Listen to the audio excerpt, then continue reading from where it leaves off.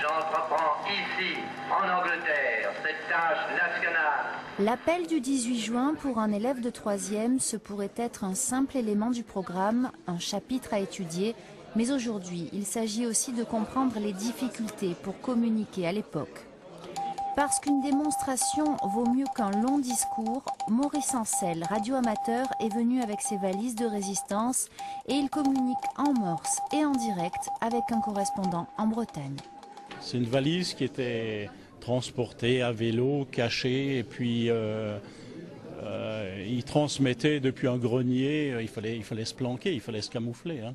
C'était stratégique l'information. Bah oui, tout à fait, oui. Il ne fallait pas se faire prendre avec ça. Hein. Les moyens de communication d'aujourd'hui, ils sont beaucoup plus faciles, plus modernisés. Et par contre, les moyens de communication d'avant, c'était très difficile d'atteindre la personne à qui on voulait envoyer le message.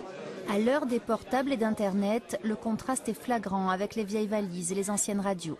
C'est sur un poste à galène bricolé que le fameux 18 juin, Odile de Vasselot a entendu l'appel historique.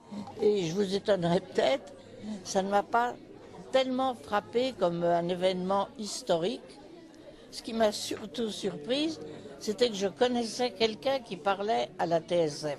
J'ai dit d'un ton naturel, vous ne savez pas ce que j'ai entendu? De Gaulle est à Londres. Et mon grand-père, qui était général, a tout de suite réagi comme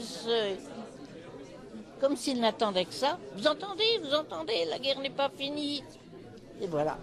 Depuis la fin de la guerre, les témoins de l'époque mènent un autre combat. Ils témoignent et témoignent encore pour finalement faire passer un seul message, plus jamais ça.